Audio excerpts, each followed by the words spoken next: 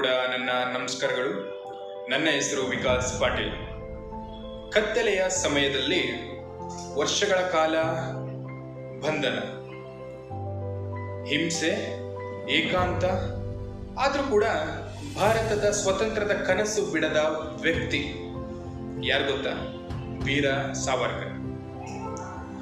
ಇಂದು ವೀರ ಸಾವರ್ಕರ್ ಅವರ ಜಯಂತಿಯ ಸಂಭ್ರಮದಲ್ಲಿ ಸಾವರ್ಕರ್ ಅವರ ಒಂದು ಕ್ರಾಂತಿ ಕುರಿತು ಮಾತನಾಡಲು ನಿಮ್ಮ ಮುಂದೆ ಬಯಸುತ್ತೇನೆ.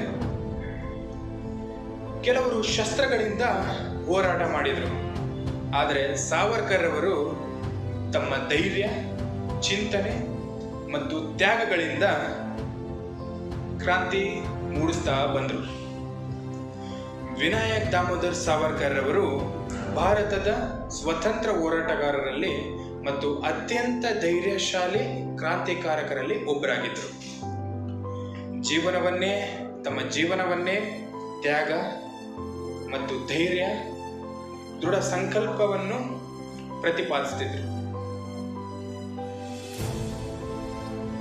ಸಾವರ್ಕರ್ ಅವರು ಸ್ವಾತಂತ್ರ್ಯವನ್ನು ಯಾರೂ ಕೂಡ ನಮಗೆ ಕೊಡುವುದಿಲ್ಲ ಅಂತಂದು ಒಂದು ದೃಢ ಸಂಕಲ್ಪವಿತ್ತು, ಒಂದು ಧೈರ್ಯ ಇತ್ತು. ಯಾಕೆಂತಂದ್ರೆ ಯಾಕೆ ಆ ಮಾತು ಹೇಳ್ತಿದ್ರಂದ್ರೆ, ಅವ್ರಿಗೆ ಸ್ವತಂತ್ರ ನಮ್ಗೆ ಯಾರು ಕೊಡುವುದಿಲ್ಲ, ಸ್ವತಂತ್ರವನ್ನು ನಾವೇ ಹೋರಾಟವನ್ನು ಮಾಡಿ ಶಸ್ತ್ರಗಳಿಂದಲ್ಲ, ನಮ್ಮ ಧೈರ್ಯ ಮತ್ತೆ ಅವರ ಒಂದು ಮಾತುಗಳು ಯಾವ ರೀತಿ ಇತ್ತು ಅಥವಾ ಅವರ ಒಂದು ಚಿಂತನೆ ಯಾವ ರೀತಿ ಇತ್ತಂದ್ರೆ ಆಗಲೇ ಹೇಳಿದೆ ನಿಮಗೆ.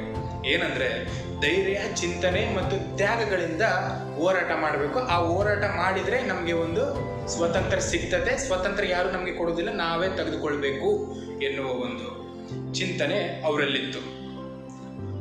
ಸಾವರ್ಕರ್ ಅವರು ಸ್ವತಂತ್ರವನ್ನು ಯಾರು ಕೊಡುವುದಿಲ್ಲ, ನಾವೇ ತೆಗೆದುಕೊಳ್ಬೇಕು.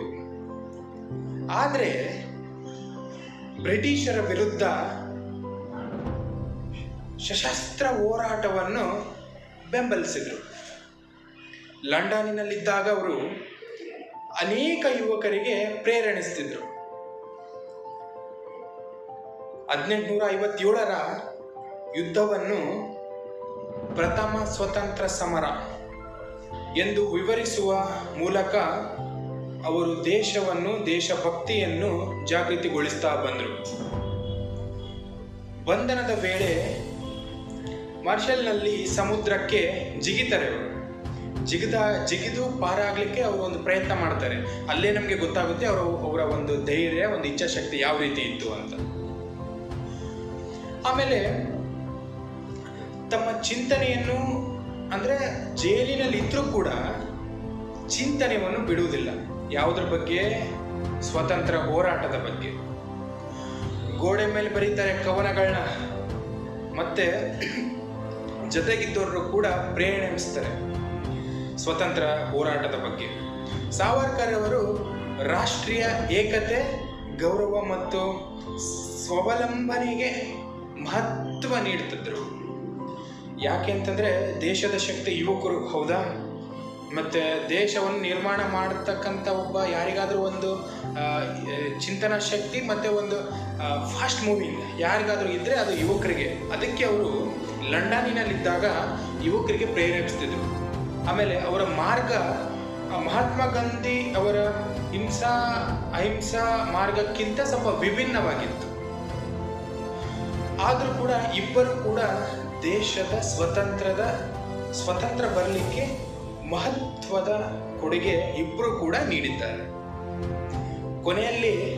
ಕೊನೆಯಲ್ಲಿ ಸಾವರ್ಕರ್ ಅವರು ಕ್ರಾಂತಿ ನಿಮಗೆ ಮತ್ತೆ ನಮಗೆ, ನಮ್ಮೆಲ್ಲರಿಗೂ ಕೂಡ ಧೈರ್ಯ, ತ್ಯಾಗ ಮತ್ತು ದೇಶಭಕ್ತಿಯ ಮಹತ್ವವನ್ನು ಕಲಿಸುತ್ತದೆ.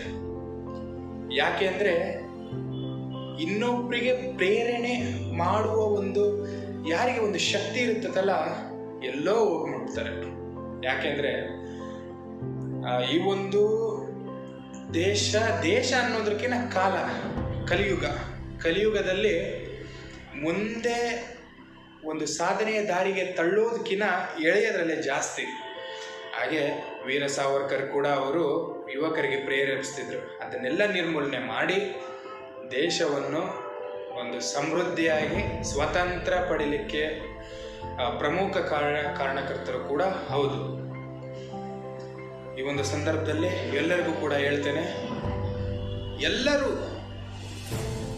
ಎಲ್ಲರೂ ಹೋರಾಟ, ಇವರೇನು ಸಾವರ್ಕರ್ ಆಗಿರ್ಬೋದು, ಭಗತ್ ಸಿಂಗ್ ಆಗಿರ್ಬೋದು, ಮತ್ತು ಮಹಾತ್ಮ ಗಾಂಧಿ ಆಗಿರ್ಬೋದು, ಸುಭಾಷ್ ಚಂದ್ರ ಬೋಸ್ ಆಗಿರ್ಬೋದು, ಸಂಗೊಳ್ಳಿ ರಾಯಣ್ಣ ಆಗಿರ್ಬೋದು, ಮತ್ತು ಎಲ್ಲ ಅನೇಕ ಸ್ವಾತಂತ್ರ್ಯ, ಕಿತ್ತೂರಾಣಿ ಚೆನ್ನಮ್ಮ ಆಗಿರ್ಬೋದು, ಒನಕೆ ಓಬವ್ವ ಆಗಿರ್ಬೋದು, ಅವ್ರಂಗೆ ಯಾರು ಮುಂದೆ ಆಗಕ್ಕಾಗಲಿಲ್ಲ ಅಂದರೂ ಕೂಡ ಅವರವರ ಒಂದು ಮಾರ್ಗದರ್ಶನ, ಅವರವರ ಒಂದು ಚಿಂತನೆ ನಮ್ಮೆಲ್ಲರಲ್ಲಿ ಕೂಡ ಮೂಡಬೇಕು. ಅಂದಾಗ ಮಾತ್ರ ದೇಶವನ್ನು ಅಭಿವೃದ್ಧಿ ಕಾಣ್ತದೆ. ಅವರೇನೋ ಸ್ವಾತಂತ್ರ್ಯವನ್ನು ತಂದು ಕೊಟ್ಟ ಮೇಲೆ ದೇಶ ಅಭಿವೃದ್ಧಿ ಕಾಣಬೇಕು, ಹೌದಲ್ಲ? ದೇಶ ಒಂದು ಉನ್ನತ ಸ್ಥಾನಕ್ಕೆ ಹೋಗ್ಬೇಕು, ನಂಬರ್ 1 ಸ್ಥಾನ ಏನಂತೀವಲ್ಲ ಆಗಬೇಕು. ಬಸವಣ್ಣವರು ಕೂಡ ಅದೇ ಹೇಳಿದ್ದು, ವಚನಗಳ ಮೂಲಕ ಅದನ್ನೇ ಹೇಳಿದ್ದು. ಅದೇನೇ ಇರಲಿ, ಬಟ್ ಆದರೂ ಕೂಡ ಎಲ್ಲರಿಗೂ ಕೂಡ ವೀರ ಸಾವರ್ಕರ್ ಜಯಂತಿಯ ಆರ್ಥಿಕ ಶುಭಾಶಯಗಳು. ಎಲ್ಲರಿಗೂ ಕೂಡ ಹೃದಯಪೂರ್ವಕವಾಗಿ ಮತ್ತು ಮನದಾಳದಿಂದ ಧನ್ಯವಾದಗಳನ್ನ ತಿಳಿಸ್ತೇನೆ. ದಿಶಾ ಭಾರತ್ ಟೀಮ್ಗೂ ಕೂಡ ನಾನು ದಿಶಾ ಭಾರತ್ ಟೀಮ್ ಅನ್ನೋದಕ್ಕಿಂತ ದಿಶಾ ಭಾರತ್ ವಾಲಂಟಿಯರ್ ಆಗಿ ಎಲ್ಲ ಒಂದು ದೇಶಭಕ್ತರಿಗೆ ಧನ್ಯವಾದಗಳನ್ನ ತಿಳಿಸ್ತೇನೆ ಈ ಒಂದು ಸಂದರ್ಭದಲ್ಲಿ.